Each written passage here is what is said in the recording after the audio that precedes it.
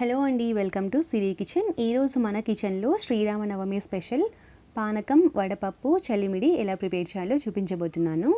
రాముల వారికి నైవేద్యంగా పానకం, వడపప్పు ఎక్కువగా చేస్తూ ఉంటారు కదా, అలాగే కొన్ని ప్రాంతాలలో చలిమిడిని కూడా చేస్తూ ఉంటారండి.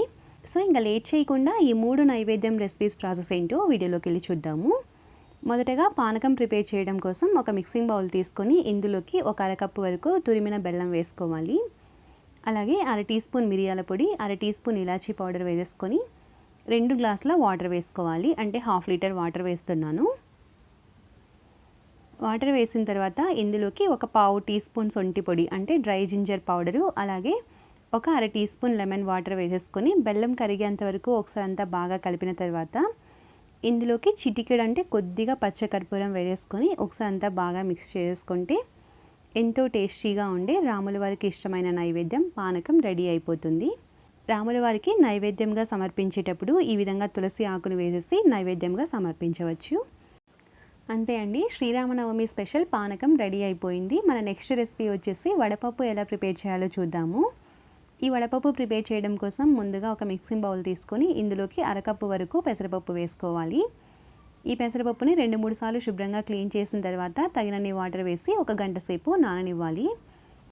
పెసరపప్పు బాగా నానిన తర్వాత మళ్ళీ ఒకసారి శుభ్రంగా క్లీన్ చేసేసుకొని ఈ విధంగా ఒక స్ట్రైనర్లోకి తీసేసుకోవాలి. ఎక్స్ట్రా వాటర్ ఏదైనా ఉంటే పోతాయి. నేను ఇక్కడ పొట్టు పెసరపప్పు తీసుకున్నాను కదండి. పొట్టు పెసరపప్పు అందుబాటులో లేకపోతే ఈ విధంగా ప్లెయిన్గా ఉండే పెసరపప్పును కూడా యూస్ చేయొచ్చు. ఇప్పుడు ఈ పెసరపప్పులోని వాటర్ అన్నీ పోయిన తర్వాత ఈ విధంగా ఒక ప్లేట్లోకి వేసేసుకోవాలి. తర్వాత ఇందులోకి ఒక పావు కప్పు బాగా సన్నగా తరిగిన బెల్లం వేసుకోండి. అలాగే పావు కప్పు చిన్నగా కట్ చేసుకున్న కొబ్బరి ముక్కలు వేసేసుకొని ఒకసారి అంతా బాగా కలుపుకుంటే రాముల వారికి ఎంతో ఇష్టమైన నైవేద్యం వడపప్పు కూడా రెడీ అయిపోతుంది. అంతే అండి, రాముల వారికి ఇష్టమైన 2వ నైవేద్యం కూడా ప్రిపేర్ చేసుకున్నాం కదా. ఈ విధంగా ఒక సర్వింగ్ బౌల్లోకి తీసేసుకొని రాముల వారికి నైవేద్యంగా సమర్పించవచ్చు. ఇప్పుడు మన నెక్స్ట్ రెసిపీ వచ్చేసి చలిమిడి ఎలా ప్రిపేర్ చేయాలో చూద్దాము. చలిమిడిని 2 రకాలుగా ప్రిపేర్ చేస్తుంటాం కదా. ఒకటి పచ్చి చలిమిడి, అలాగే పాకం చలిమిడి. దేవుడికి నైవేద్యంగా పెట్టాలి అనుకున్నప్పుడు పచ్చి చలిమిడినే చేస్తామండి. దీనికోసం ముందుగా ఒక మిక్సింగ్ బౌల్ తీసుకొని ఇందులోకి 1 కప్పు వరకు రేషన్ రైస్ తీసుకున్నాను. ఈ రైస్ని శుభ్రంగా 2-3 సార్లు క్లీన్ చేసిన తర్వాత తగినన్ని వాటర్ వేసి 3 గంటల సేపు నాననివ్వాలి. ఈ బియ్యం చక్కగా నానిన తర్వాత ఇందులోని వాటర్ అన్నింటినీ తీసేసి మళ్ళీ ఒకసారి శుభ్రంగా వాష్ చేసుకొని ఒక స్ట్రైనర్లోకి తీసేసుకోవాలి. ఎక్స్ట్రా వాటర్ ఏదైనా ఉంటే ఫిల్టర్ అయిపోతాయి. అలాగే ఎక్కువ క్వాంటిటీలో చేస్తుంటే క్లాత్ మీద వేసుకొని ఆరబెట్టుకోవాలండి. ఇక నేను తక్కువ క్వాంటిటీలో చేస్తున్నాను కాబట్టి ఈ విధంగా వదిలేసాను. చూడండి, వాటర్ అన్ని చక్కగా పోయిన తర్వాత ఈ బియ్యంని ఒక మిక్సర్ జార్లోకి తీసేసుకొని మెత్తగా గ్రైండ్ చేసుకోవాలి. ఈ విధంగా గ్రైండ్ చేసుకున్న తర్వాత ఈ బియ్యం పిండిని జల్లించుకోవాలండి. చలిమిడి కోసం మనం మెత్తటి పిండిని కలెక్ట్ చేసుకోవాలి. ఈ చలిమిడిని ప్రిపేర్ చేయడం కోసం తడి బియ్యం పిండిని ప్రిపేర్ చేసుకోవాలండి. పొడి బియ్యం పిండితోటి కూడా చేసుకోవచ్చు, కానీ ఇలా తడి బియ్యం పిండితో చేసుకున్న చలిమిడి చాలా టేస్టీగా ఉంటుంది. బియ్యం పిండిని ఈ విధంగా జల్లించుకున్న తర్వాత ఇందులో నుండి 1 కప్పు బియ్యం పిండిని ఒక ప్లేట్లోకి తీసేసుకోవాలి. బియ్యం పిండి చూడండి ఈ విధంగా తడిగా ముద్దలాగా ఫామ్ అవ్వాలన్నమాట. ఇలా ఉంటే మనకి బెల్లం కూడా బాగా కలుస్తుంది.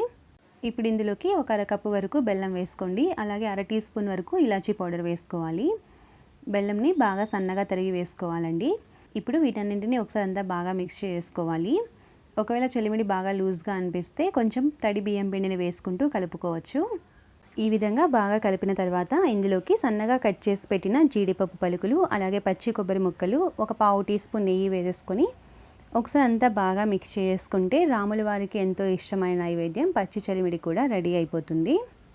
అంతే అండి, రాముల వారికి ఎంతో ఇష్టమైన పానకం, వడపప్పు, చలిమిడి రెడీ అయిపోయాయి. శ్రీరామనవమి రోజున చేసే ఈ నైవేద్యాలకు చాలా ప్రత్యేకత ఉందండి. ఈ శ్రీరామనవమి వేడుకలు చైత్రమాసంలో జరగటం వలన వాతావరణంలో అధిక ఉష్ణోగ్రతలు ఉంటాయి కాబట్టి పానకం, వడపప్పు దేవుడికి నైవేద్యంగా సమర్పించి భక్తులకు ప్రసాదంగా పెడతారు.